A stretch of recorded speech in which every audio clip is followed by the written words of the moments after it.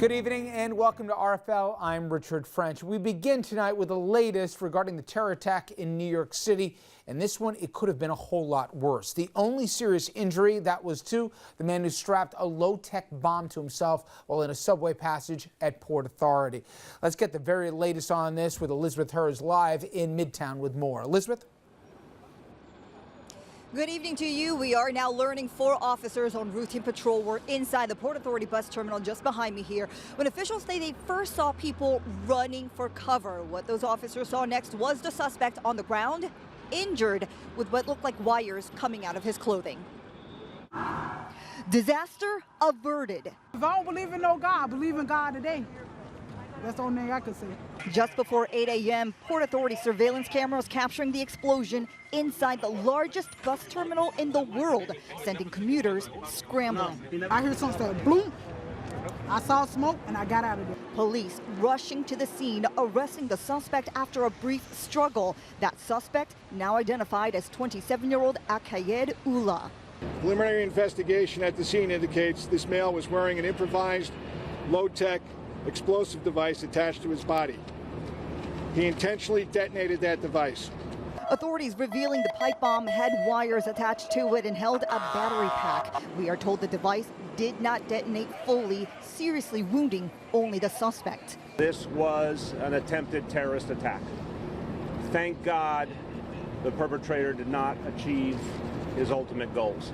ABC News also learning the 27-year-old suspect, originally from Bangladesh, now living in Brooklyn, has been in the U.S. for 7 years. The FBI is searching the suspect's Brooklyn apartment, where sources say the 27-year-old assembled the device following online instructions. Back in Manhattan, the scene now cleared, with many commuters taking it all in stride.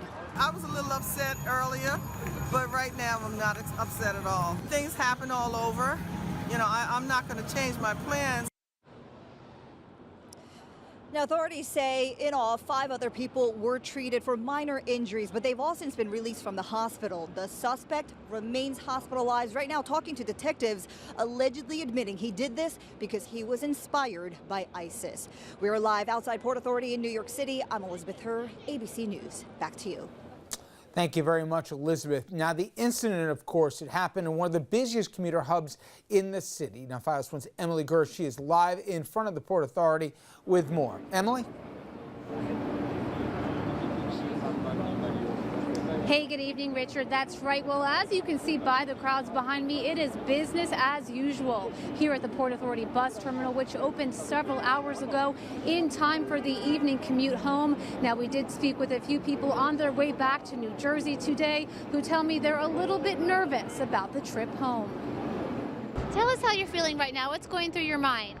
I'm really scared right now. Yeah, just thinking about just going through the tunnel. I'm passing through the same spot where the bomb was. This is scary. I think we always have to be on guard at this point. Ever since 9/11, I think the New York metropolitan area has really changed. And like I said, all the police, military, and first responders do an outstanding job. And once again, the buses and the trains are running on a normal schedule this evening. After the scary start to the day this morning, many people just looking forward to getting home after today. That's the latest here in Midtown. Emily Gersh, FiOS 1 News. And thank you very much, Emily. And we're also learning more about the Brooklyn man accused of setting off the bomb. Fox 1's Cecilia Dowd, she's live outside the suspect's home there. Cecilia.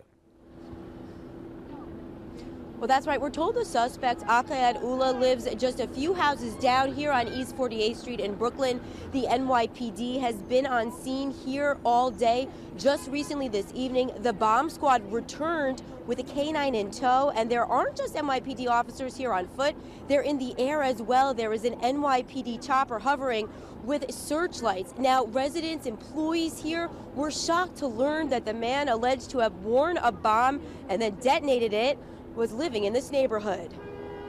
It's kind of really scary because you don't know what can, you're living right there, comfortable living your life, and then somebody could be building a bomb in the house next door. Akayed Ullah is the man authorities say wore an explosive device and set it off Monday morning in Manhattan.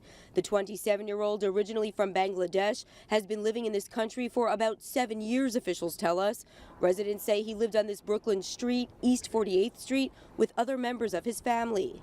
His arrest shocking to those in this area, like Kislin Joseph, who's been staying here for a month with her brother right next door. She says she recently heard the suspect arguing on the phone. It was early Sunday morning, like very early, like 2 o'clock, 3 o'clock in the morning. And I thought it was kind of strange because you don't really hear arguments or stuff. It's really quiet.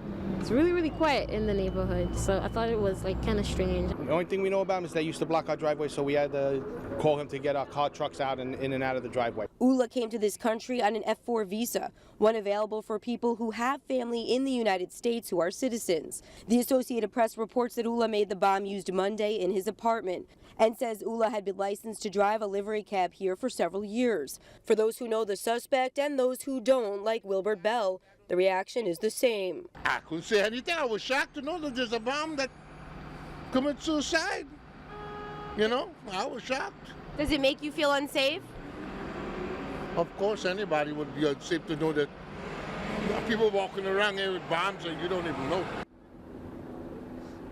Now, officials have also reportedly been at another Brooklyn address that may have ties to the suspect's relatives. Now, Ullah was taken to Bellevue. He was treated for lacerations and burns, and that's where he's been speaking with members of law enforcement. Reporting for RFL Live from Brooklyn, Cecilia Dowd, Files 1 News. Well, thank you very much, Cecilia. And of course, we'll continue to follow this story. All right, when we come back, though, tomorrow is a huge day in U.S. politics. Special election for the Alabama Senate seat is slated for Tuesday. Roy Moore, he's trying to shake off a slew of allegations and win for the Republicans. But the question is, what would happen if he actually does? Could this actually hurt the GOP more than help keep that razor-thin majority?